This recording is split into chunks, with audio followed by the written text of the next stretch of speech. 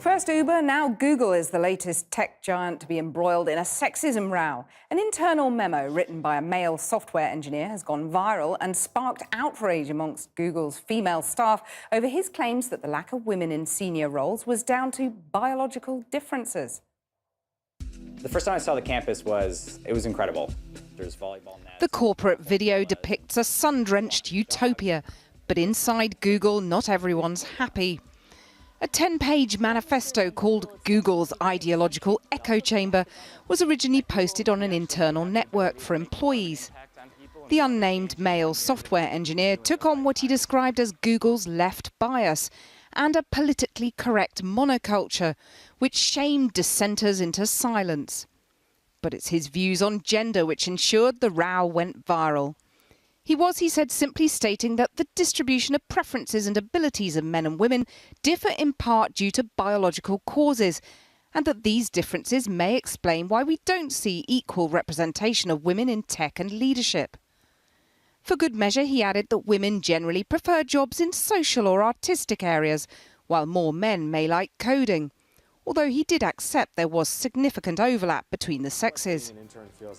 The remark has sparked anger amongst women in Silicon Valley, some female colleagues, and prompted Google's head of diversity to insist the company was committed to diversity and inclusion.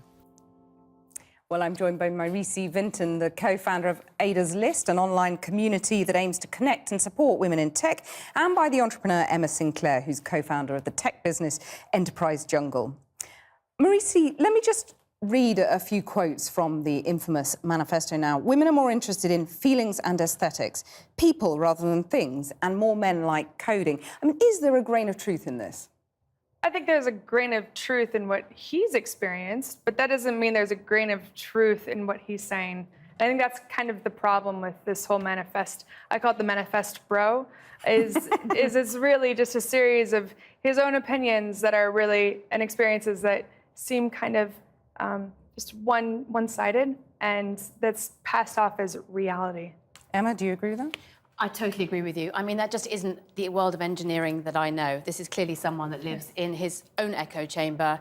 And, you know, if you think about what engineering really is, it's about fixing problems. And you can't fix problems unless you understand people. You know, devices are a means to an end. So it was just an absolute nonsense. But even if you disagree with him, shouldn't he be allowed his views? Shouldn't there be diversity of viewpoint? 100%. I think we both believe in diversity of viewpoint, I'm sure.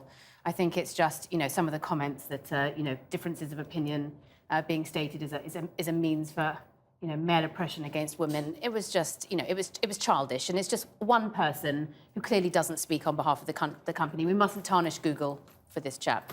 Well, I'll come back to that, but I mean, Maurice, do you agree that he should have been allowed to say what he said? I mean, is that fair enough? So I think different viewpoint? I think it's one thing to talk about. He talks a lot about political ideology and respecting, you know, more conservative frame of thinking. That's fantastic. However, it's a completely different conversation when you're saying that 31% of your coworkers shouldn't be there or aren't qualified based on the fact of their gender. Those are two completely different things that I think he's conflated throughout this entire manifesto. So you don't think he should have been allowed to publish this internally?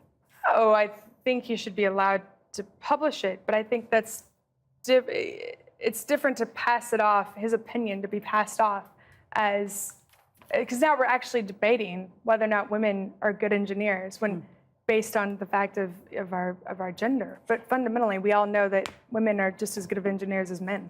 But Emma, you say don't tarnish Google, but... Yeah, I do. I mean, they have fought back pretty strongly, but even so, Google has a problem, doesn't it, with not getting enough women to work They do, for them? but I'm never a real fan of tarnishing everybody from the brush of one single isolated incident. And I think that most people know that engineering is about collaboration and cooperation, which was a wonderful blog written today by a former Google engineer who said that you need to show empathy for your colleagues and your customers. And most engineers know that. And, you know, for someone to suggest that basically nerds are boys, I can rest assured and tell him myself that there are plenty of girls who are nerds because I'm one. So, you know, and yes, it's not fair to tarnish Google. Separate matter. But I think Google's got to wonder what made this article happen, what made this manifesto happen, what is the culture in the environment and the engineering teams where we think that it's okay to question. Well, it's okay to question, though. That's the one thing I would stand by. No? It's okay to question whether or not women are good engineers just based on how they were born, or whether or not people of color can be as good of engineers just based on their innate characteristics of. Obviously, I think there's some questions of clear science and common sense that most of us know. But equally, that is one person in a huge organisation. Yeah, but is there still a bro culture in that organisation, to use your terminology? Bro culture everywhere. Well, but particularly in tech, though, if you look at the stats. Yes, for sure. I mean, it's an industry where there's actually a decline of women involved. But I think we actually have an opportunity to make it a positive time and a positive message and create positive change. I'm a female founder of an enterprise software company. I can think of a lot of other amazing female founders and male founders in the UK. And it's a time where we're talking about things that we never really used to talk about when I started my first business. And I think we should celebrate that. So one of our members, before I came in tonight, I emailed Ada's List as a group of 4,500 women in technology globally. And her response I thought was smart, which is, there needs to be some sort of ramifications. Good behavior should be rewarded, and just like bad behavior, we need to consider what's going on. You mean you should get the sack? That's not what she said.